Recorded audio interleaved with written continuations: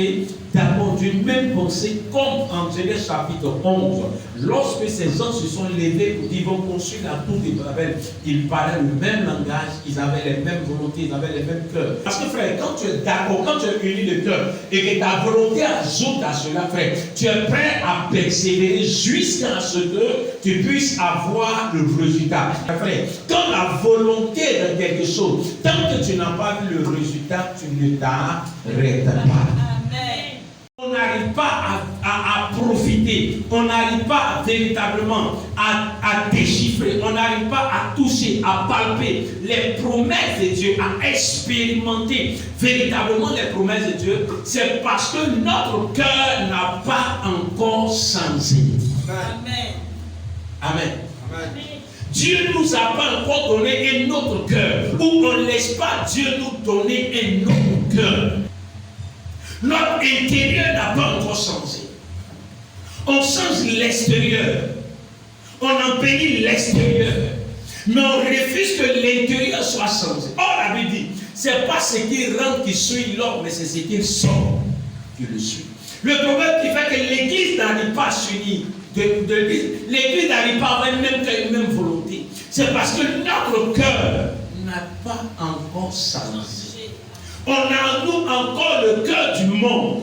On a en nous encore le cœur de famille. On a en nous encore le cœur du passé. On a en nous encore le cœur qui ne glorifie pas le nom de Dieu. C'est vrai que nous portons le titre d'enfant de Dieu. C'est vrai que nous portons l'habit d'enfant de Dieu. C'est vrai que le Seigneur nous a fait grâce de pouvoir le connaître. Mais est-ce que notre cœur est en harmonie avec le cœur de Dieu? Et quand tu obéis à la volonté de Dieu, frère, ça veut dire que c'est des choses qui ne vont pas forcément t'arranger. Parce que dans l'obéissance à la volonté de Dieu, ce n'est plus ta volonté qui prime, mais c'est la volonté de Dieu qui prime. Et si c'est la volonté de Dieu qui prime, ça veut dire que Dieu peut te demander à faire des choses qui vont à l'encontre de ta volonté. Amen. Mais pour pouvoir arriver, il va falloir qu'on ait notre cœur. Ce cœur qui vient de Dieu. Quand tu n'as pas un autre cœur, tu t'attaches sur les détails. Non, frère, quand tu as un autre cœur, ce qui t'intéresse, c'est de faire la volonté de Dieu.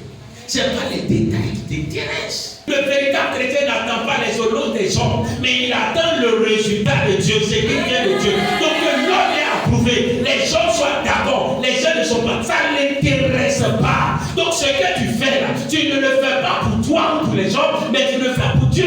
C'est pour ça qu'elle a dit en Jérémie, circoncisez vos cœurs pour moi. Mais quand tu n'es pas converti pour Dieu là, tout ce que tu fais, t'attends qu'on te félicite. Et quand on t'a pas félicité, tu es frustré. Christ est patient.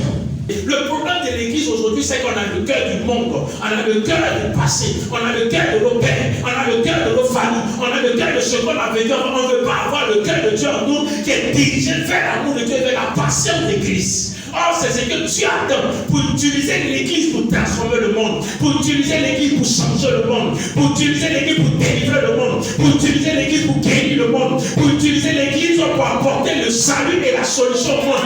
Christ nous a aimés. Il dit car Dieu a tant aimé le monde qu'il a donné son Fils unique. C'est par l'amour que Dieu se manifeste, c'est par l'amour que Dieu agit, c'est par l'amour que Dieu se démontre, c'est par l'amour que Dieu doit se prêcher, c'est par l'amour que la vie chrétienne doit être vécue, et non pas par la haine, non pas par l'égoïsme, non pas par la méchanceté, non pas par vengeance, mais par amour et par patience. C'est pour ça que nos prières ne portent pas. Parce qu'il n'y a pas d'amour dans nos prières. Il n'y a pas de patience dans nos prières. On se met ensemble pour prier les uns envers les autres, mais on n'aime pas la personne qu'on prie. Ce que tu souhaites, ce que tu désires, ce que tu as envie qu'on fasse pour toi, fais-le pour les autres. De la manière tu veux qu'on prenne ton sujet au sérieux, prends le sujet des autres aussi. De la manière tu veux qu'on te respecte les gens. Mais qu'est-ce qui va t'amener à faire ça? C'est quand tu auras notre cœur. Pas toi, que Dieu te donne un autre cœur. Pas toi, pour qu'il fasse de toi une autre personne. Pour que tu ne sois pas un instrument du diable dans la maison du Seigneur, mais que tu sois un instrument entre ses mains. Il veut t'utiliser l'Église, il veut t'utiliser pour quelques personnes, mais nous devons avoir le cœur de Dieu. Il veut que nous puissions rentrer dans ses promesses. Il veut que la terre contrôle les cieux. Mais pour que la terre puisse contrôler les cieux, il va falloir que la terre ait le cœur de Dieu sur la terre pour qu'elle puisse proclamer la volonté de Dieu et que cette volonté soit exécutée par les cieux. Que Dieu te bénisse. Reste béni. Shalom.